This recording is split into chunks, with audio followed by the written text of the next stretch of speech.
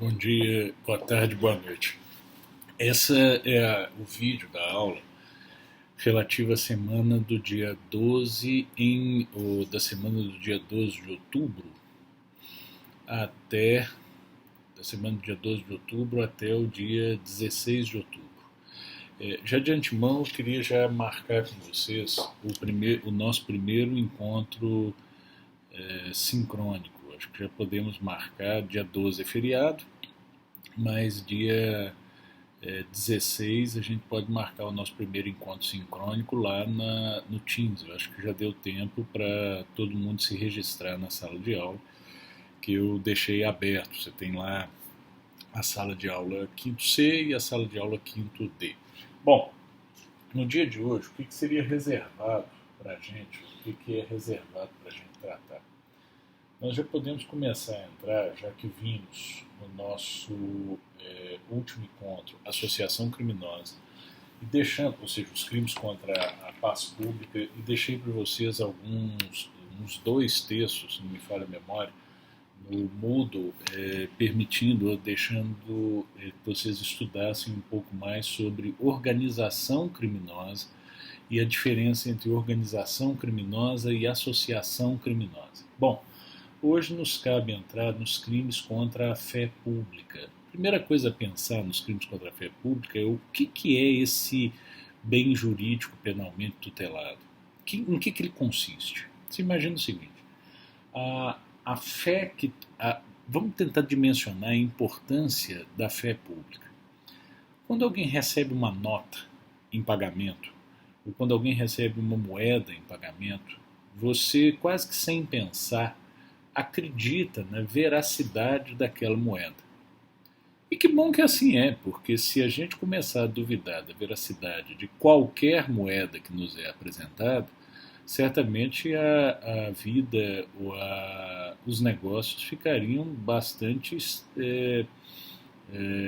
emperrados. Imagina, toda nota, toda moeda que você receber, você suspeita da veracidade. Então você acredita que aquelas notas são verdadeiras. Da mesma forma os documentos. Vamos imaginar que você vai comprar um imóvel.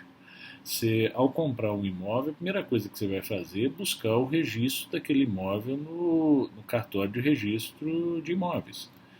Se você não acreditar que aquela certidão, que aquele registro corresponde à verdade, que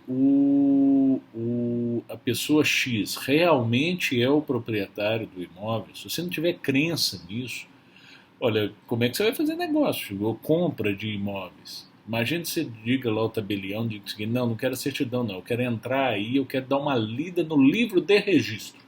Ou seja, ninguém faz isso. E quando a pessoa te apresenta, ou se apresenta como proprietário do imóvel, você acredita no documento de identidade que lhe é apresentado. Ou seja, aquele documento de identidade confirma que fulano de tal é o indivíduo X proprietário do imóvel que você quer comprar. Agora, se você duvidar de todos os documentos que lhe forem apresentados, certamente a vida não vai andar para frente. Então, o que se protege com a fé pública é a crença do público em geral na veracidade da moeda, dos selos, dos documentos públicos, privados que nos são apresentados. Crença essa absolutamente necessária para que nossa vida, ou para que a vida em sociedade siga em frente. Olha, imagine, vocês estão tendo aula comigo de direito penal 4. Quem disse que eu sou formado em direito? Você acredita nisso, né? Ou seja, você acredita que quando foi feito o concurso, e se isso era pressuposto para a aprovação do concurso, mas eu apresentei foi um papel. Esse papel, está lá, diploma, formado. Quem diz que esse papel corresponde à verdade? Imagine se todo mundo que fosse prestar concurso na UFMG, se a secretaria ou se o departamento pessoal tivesse de resgatar testemunhas da época que o indivíduo cursou a graduação e comprovar que ele foi aprovado em todas as matérias. É claro que isso tornaria a vida inviável.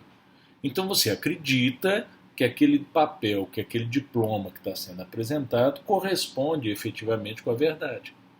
Agora, se as pessoas começam a apresentar documentos falsos, você passa a não acreditar mais na veracidade dele e a vida enterra. Veja, tanto se deu cheque sem fundo, que hoje é difícil você fazer uma compra no mercado, principalmente de valores menores, com cheque. Se você tenta comprar gasolina com cheque, para você ver, vai dizer assim, não vendo. Por quê? Porque as pessoas passaram de tanto reincidir ou de tanto verificar a existência de cheque sem fundo, as pessoas passaram a não acreditar mais que aquele papel que você entrega vai efetivamente corresponder a um valor em poder do banco sacado.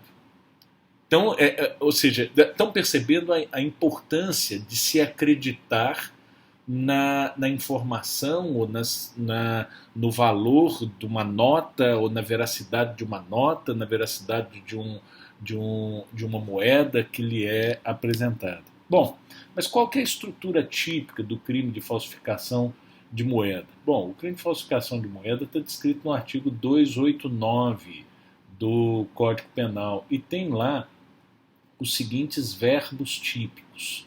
Vem lá descrevendo o seguinte: falsificar, fabricando-a ou alterando-a, moeda metálica ou papel moeda de curso legal no Brasil ou no estrangeiro.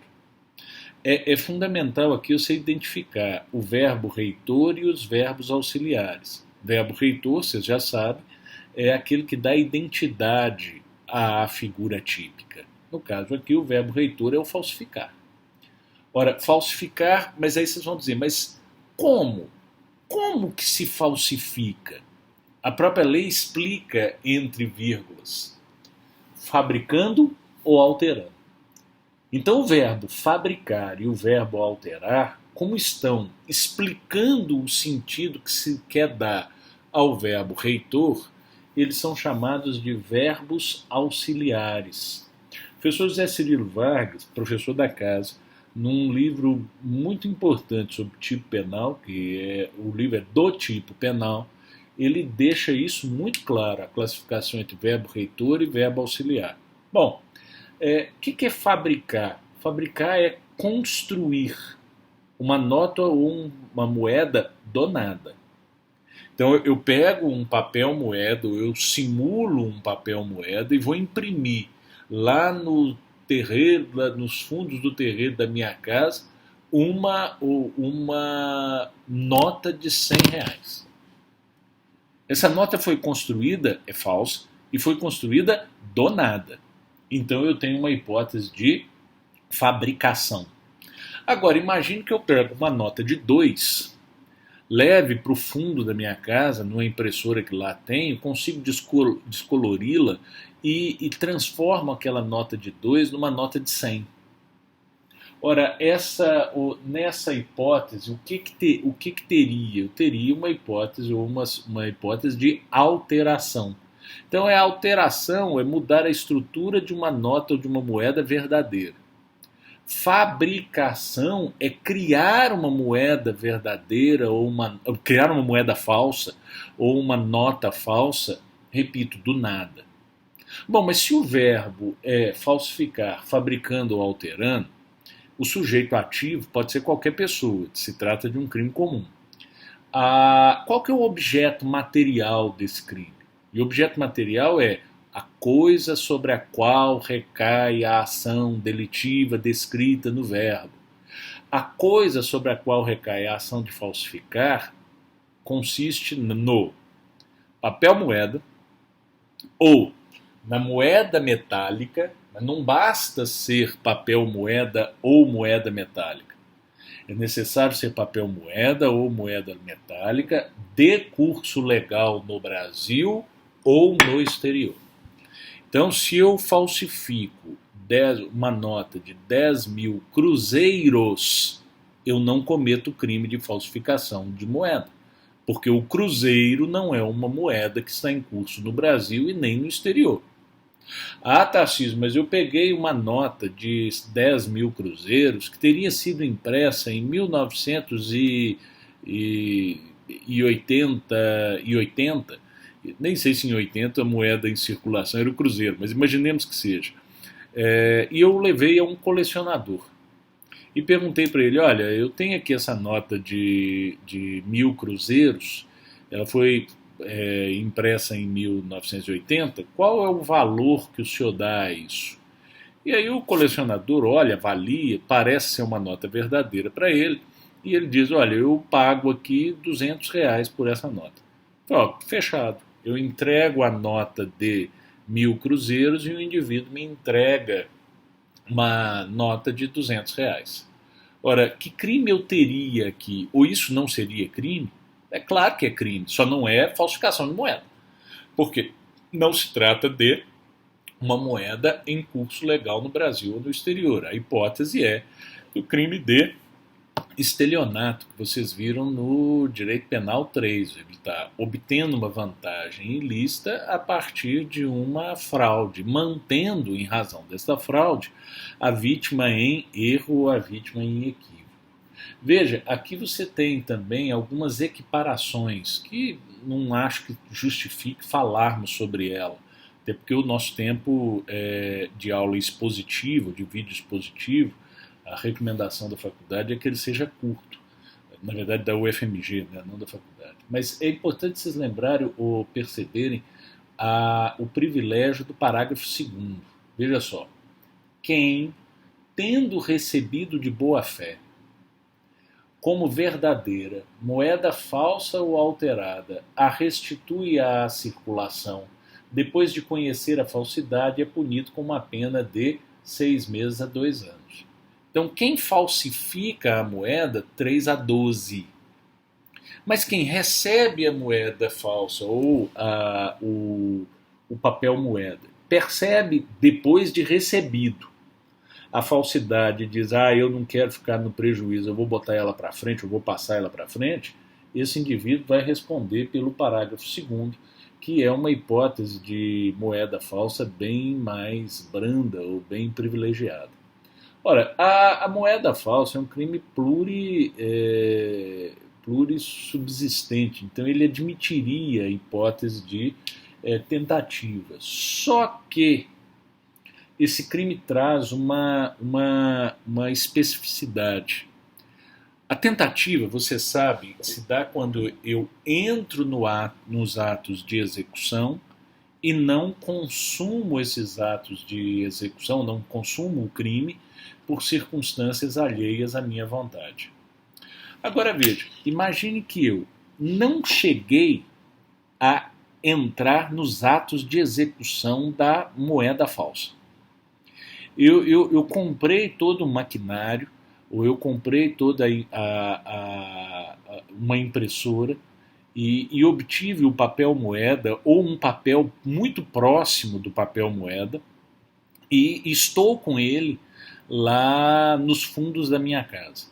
Eu não fiz nada, eu não liguei a impressora, eu não coloquei o papel na impressora, eu não coloquei as tintas próprias na impressora para impressão das notas de R$ 100 falsas. Eu só tenho a máquina guardada com esta finalidade esta que eu ainda não pus em prática. Isso seria crime de tentativa de moeda falsa? Ainda não, porque a gente não entrou nos atos de execução. E todos nós sabemos que o ato preparatório não é punido, salvo, e sempre o salvo é que carrega o problema, salvo quando o crime ou quando o ato preparatório consistir em crime autônomo. E aqui nós temos uma hipótese disso. Temos uma hipótese que o ato preparatório consiste em crime autônomo, que é o petrecho para a falsificação de moeda, que consiste no seguinte: adquirir, fornecer a título oneroso ou gratuito, possuir, que é o meu exemplo, ou guardar maquinismo, aparelho, instrumento ou qualquer outro objeto especialmente destinado à falsificação de moeda. Então, é claro que se você tem um maquinismo especialmente destinado à falsificação de moeda, é claro que isso é um ato preparatório da falsificação de moeda. Não tem dúvidas disso. Ora, se é um ato preparatório, não poderia ser punido a título de tentativa. Mas como há uma tipificação específica destes atos preparatórios, eu posso puni-lo pelo crime de petrechos para falsificação. Você tem aqui alguns tipos penais que eu recomendo a leitura, mas, de novo, não há necessidade de um aprofundamento deles. Eu acho que vocês devem ler simplesmente para ter noção de que existe. Como disse no vídeo passado, nenhuma questão de prova, nenhuma questão dos trabalhos que vão ser enviados vão tratar de tipos que nós não expressamente falamos sobre ele. Por uma seguinte razão. Eu seleciono os tipos que têm uma importância prática e ou alguma questão dogmática relevante. Os que não têm, eu conto que existe e peço que vocês estudem e leiam. Agora, a prova vem tratando de questões ou de tipos penais que são importantes do ponto de vista, ou têm uma incidência maior do ponto de vista prático, e ou têm uma questão dogmática relevante. Então, logo, nós não vamos cobrar na prova nada que não tenha sido expressamente dito em sala de aula, ou tipos penais que a gente não tenha expressamente mencionados. Então, falsificações de papéis públicos, eu não vou me preocupar com isso. Acho que vocês devem dar uma olhada para ver que existe. Então, olha, falsificação de selo destinado a controle tributário, falsificação de vale postal. Eu tive uma vez, um caso de um inquérito policial em que atuei como defesa, que era uma falsificação de selo, de correio. Ou seja, e vocês vão dizer, mas isso o valor é pequeno, é insignificante. Não, aquele selo é representativo de um serviço, né? Você compra o selo e com a carta selada, os correios sabem que devem entregá-la no ponto, no endereço do destinatário. Então, se você falsifica aquele selo, você usa o serviço sem pagar. E o selo é impresso na Casa da Moeda. As agências, elas compram da central do correio em Brasília, que pega os selos da Casa da Moeda e distribui a partir dos pedidos. Mas, enfim, um caso só. E mesmo assim eu fiquei curiosíssimo quando ele chegou. Eu disse, olha que interessante, eu nunca tinha tratado de uma falsificação de selo. Mas, enfim, aqui nós podemos já... Falsificação de sinal público, falsificação de selo público destinado a autenticar atos oficiais, de selo atribuído à entidade de direito público, incorre na mesma pena quem faz uso de selo ou sinal falsificado, quem utiliza indevidamente selo ou sinal verdadeiro em prejuízo de outro, em proveito próprio ou alheio. Enfim, me interessa, ou seria interessante a gente voltar a nossa atenção aqui para a falsificação de documento público. Esse sim, você precisa ter uma especial atenção. Primeiro, pela incidência prática.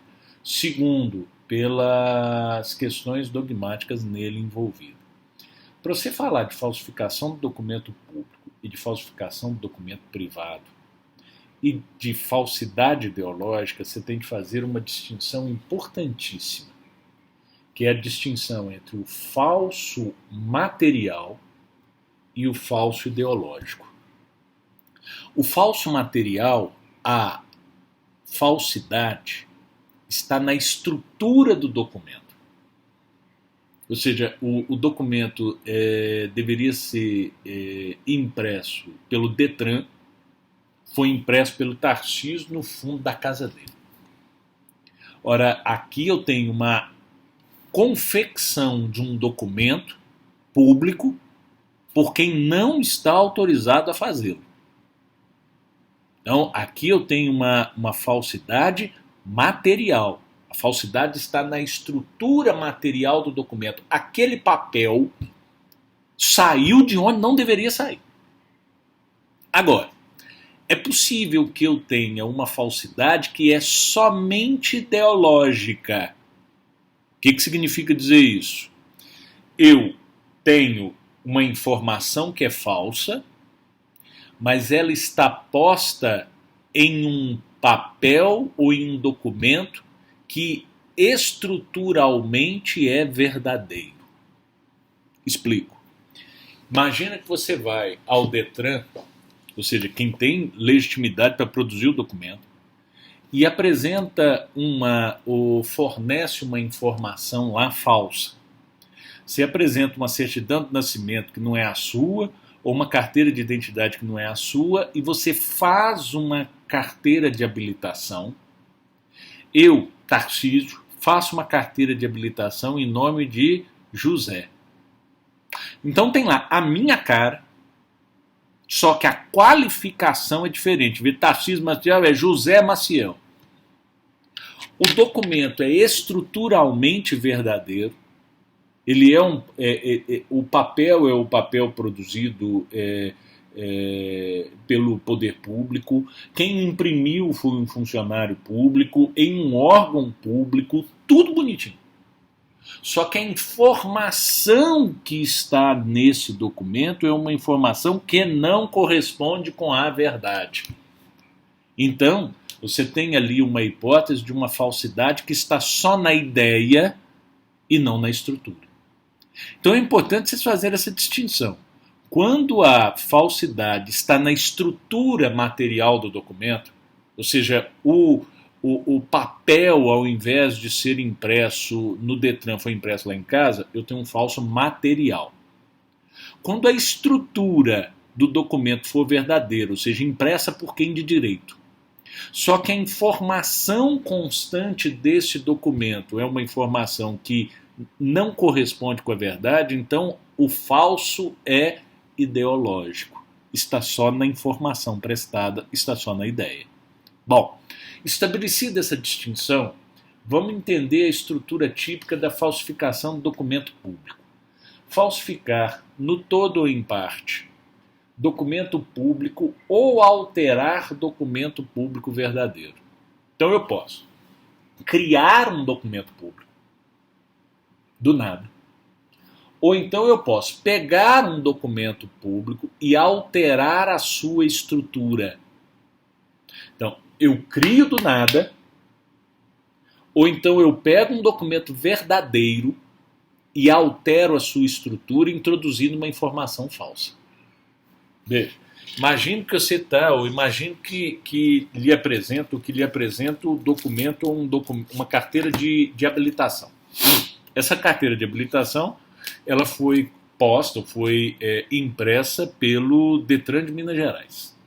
Bom, as informações aqui também são verdadeiras, correspondem com a verdade. A foto desse cara aqui é o Tarcísio Maciel, o CPF que está aqui realmente é o meu, a identidade também é a minha, a data de nascimento também é a minha.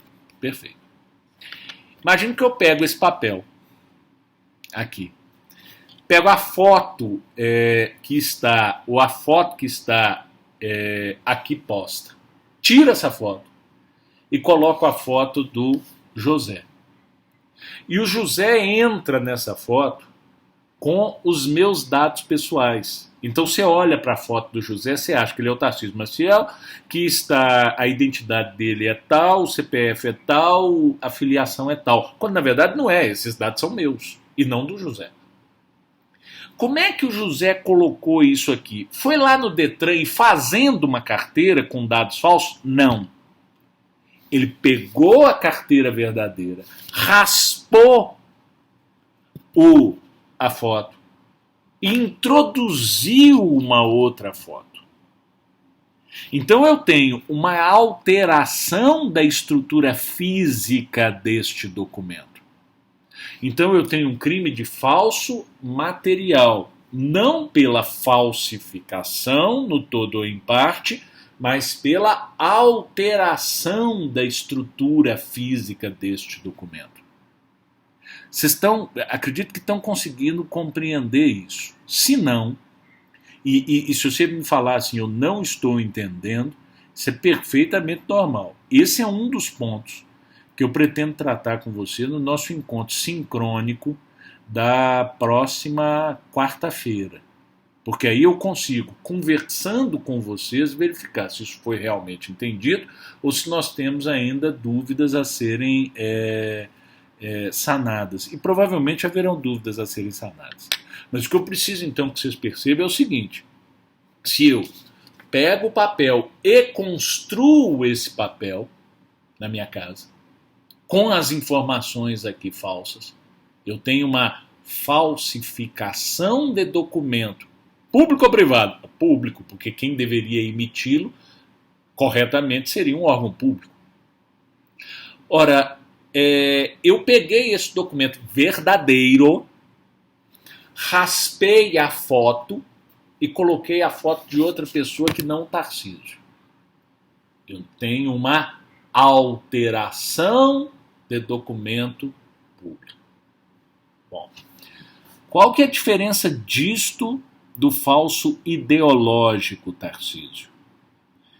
Eu vou ao Detran e faço uma carteira de habilitação fornecendo uma informação que não corresponde com a verdade.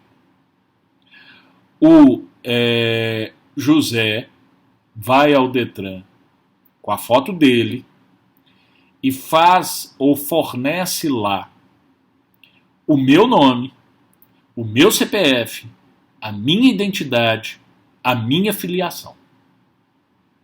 Esse documento foi feito pelo Detran, só que com informação falsa. Esse último exemplo não é de falsificação de documento público, não é de um falso material, seria de um falso ideológico. Veja por quê. O indivíduo, nessa segunda hipótese, estaria cometendo o crime descrito na seguinte estrutura típica. Repara só. Vem dizendo 299. Omitir em documento público ou particular, no caso público, declaração que dele deve constar, não é a hipótese, ou nele inserir, ou fazer inserir, declaração falsa ou diversa da que devia ser escrita, com o fim de prejudicar direito, alterar, criar obrigação ou alterar a verdade sobre fato juridicamente relevante. Se eu estou inserindo sem alterar a estrutura física, então eu estou cometendo falsidade ideológica. Se eu estou inserindo um novo dado, alterando a estrutura física, então eu estou cometendo crime de falsificação de documento, no caso público. Espero que isso tenha ficado claro e no nosso próximo encontro, que aí será sincrônico, nós vamos tratar, nós vamos cuidar da falsificação do documento privado e fazer o mesmo exercício, comparar a falsificação material de documento privado com a falsidade ideológica. Bom, esclarecido isso, então ficamos acertados da seguinte maneira. Na próxima quarta-feira que será dia 14 de outubro, fazemos no horário da sua aula, ou seja, o quinto C no horário do quinto C, o quinto D no horário do quinto D, nós fazemos o nosso primeiro encontro sincrônico, em que nós vamos tirar dúvidas de questões passadas e avançar, se não houver dúvidas, um pouco com a matéria. Bom, além disso, posto isso, por que nós vamos fazer nessa quarta-feira? Porque nessa quarta-feira, excepcionalmente, não haverá a live dos professores de Penal 3 e 4 que ocorre no canal do professor Carlos Haddad. Reforço o convite, porque faz parte do nosso programa, ou seja, parte do conteúdo é dado lá, em que a gente discute os 5 professores, em que a gente discute temas relacionados ao direito penal 3 e 4. Então não percam esse encontro, que não ocorre nessa quarta, portanto a gente vai fazer o primeiro encontro sincrônico, mas na outra quarta em diante ele continua normalmente, tá bom?